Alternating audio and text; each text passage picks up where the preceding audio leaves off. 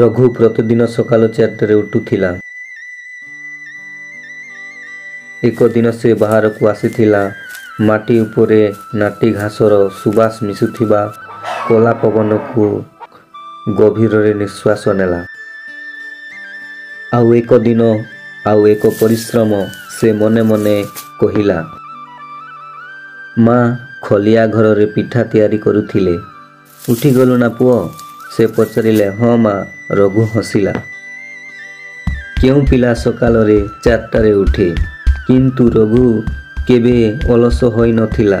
ସକାଳରେ ଗାଈର ଧର ଖୋଲିବା, ବାପାଙ୍କ ସହ କ୍ଷେତକୁ ପାଣି ଦେବା, ତାପରେ ପଢ଼ିବା, ଏହିଭଳି ଥିଲା ତାଙ୍କ ଦିନଚର୍ଯ୍ୟା। ବାପା ଦୂରରୁ ଚାଷ ଜମିକୁ ଯତ୍ନ କରୁଥିଲେ, ଯେଉଁଠାରେ ଜଳ ସଙ୍କଟ ଥାନ୍ତା। ତେଣୁ ସକାଳେ ରଘୁ ଭାରୀ ଲୋଟାରେ ପାଣି ଭରି 2 କିଲୋମିଟର ଦୂର ଗର୍ଜନ ନାମକ ଝରଣାରୁ ପାଣି ଆଣିଥାଏ।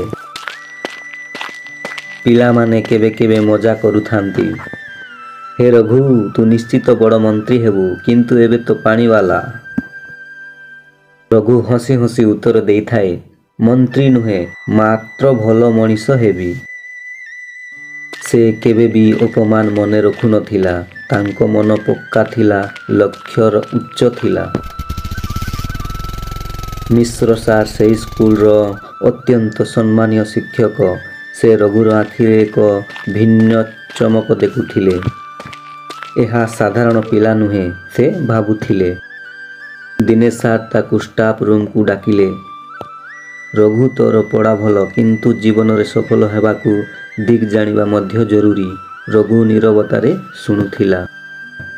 ସବୁଠୁ ବଡ଼ ଶକ୍ତି ପରିଶ୍ରମ, ଦ୍ୱିତୀୟ ଧୈର୍ଯ୍ୟ, ତୃତୀୟ ଏକାଗ୍ରତା। ରଘୁ ସେହି କଥା ପାଠ ଭଳି ମନେ ରଖିଲା। ଏବେ ଏକ ଅଭିଶପ୍ତ ବର୍ଷ ଆସିଲା। ଆକାଶ ଚାହା ହେଲା। ମେଘ ଦେଖାଯାଉଥିଲା, କିନ୍ତୁ ବର୍ଷିବା ପୂର୍ବରୁ ଖରା ଯାଉଥିଲା। କ୍ଷେତ ଶୁଖିଗଲା, ନଦୀ ବାଲି ଶବ ହେଲା। ଘରେ ଭାତ ଖାଇଲେ ତ ଟଙ୍କା ଶେଷ ହେବ। ଖାଇଲେ ଭିନ୍ନ ସମସ୍ୟା, ନ ଖାଇଲେ ଭୋକ। ସେ ରାତିରେ ରଘୁ ରନ୍ଧାଘର ପାଖରେ ଦୌଡ଼ି ଦେଖିଲା, ମା ଗାମୁଛାରେ ଲୁହ ପୋଛୁଥିଲେ। ମନ ଭାଙ୍ଗି ରଘୁ କହିଲା, ମା, ମୁଁ ପଢ଼ିବା ଛାଡ଼ି କାମକୁ ଯିବି।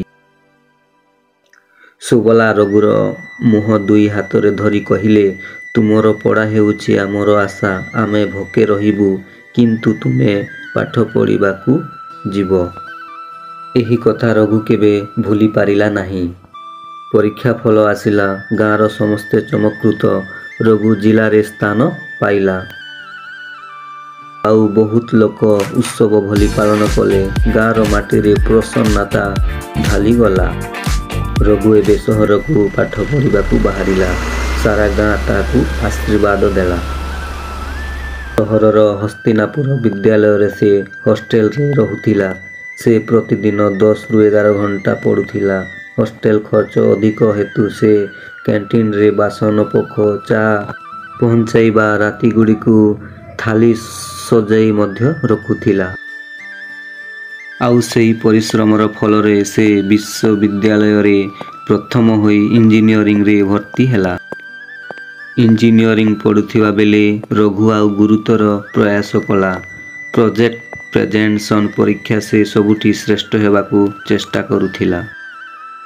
କଲେଜ ସମାପ୍ତି ପରେ ସେ ଭାରତର ଏକ ବିଶାଳ କମ୍ପାନୀରେ ଉଚ୍ଚ ଦରମାରେ ନିଯୁକ୍ତି ପାଇଲା। ଏବେ ରଘୁ ତାଙ୍କ ଘରକୁ ଯାଇ ବାପା ମାଙ୍କୁ ନୂଆ ଘର କଲା। ଗାଁରେ ସବୁ ଲୋକ କହୁଥିଲେ, ରଘୁ ଆମର ଗର୍ବ। ସବୁଠୁ ମହତ୍ କାମ ରଘୁ କଲା। ସେ ଗାଁରେ ଏକ ବଡ଼ ଲାଇବ୍ରେରୀ, କମ୍ପ୍ୟୁଟର ଶିକ୍ଷା କେନ୍ଦ୍ର ଏବଂ ପିଲାମାନଙ୍କ ପାଇଁ ସହାୟତା କୋଷ ଖୋଲିଲା। ଗାଁର ପିଲାମାନଙ୍କୁ ସେ କହିଲା, ମୁଁ ଯେପରି ଅସୁବିଧାରୁ ବାହାରି ପଡ଼ିଲି, ତୁମେ ତା'ଠାରୁ ତୁଳନାତ୍ମକ ଭାବେ ବହୁତ ଭଲ ପାଇବ। କିନ୍ତୁ ଗୋଟିଏ କଥା, ପରିଶ୍ରମ କେବେ ବନ୍ଦ କରିବ ନାହିଁ। ରଘୁର କଥା ଗାଁର ନିୟମିତ ଭାବେ ପ୍ରଚଳିତ ହେଲା। ପରିଶ୍ରମ ମଣିଷକୁ ଅନ୍ଧାରରୁ ଆଲୋକକୁ ନେଇଯାଏ। ଦୁଃଖ, ଅଭାବ, କଷ୍ଟ ଏସବୁ ମାତ୍ର ପରୀକ୍ଷା। ଯେମାନେ ଏହି ପରୀକ୍ଷା ପାର କରନ୍ତି, ସେମାନେ ଜୀବନର ବିଜେତା। ସଫଳ ହେବା ପରେ ନିଜ ମାଟି, ନିଜ ଲୋକଙ୍କ ପାଇଁ କିଛି କର। ଏ ହିଁ ମଣିଷତ୍ୱ।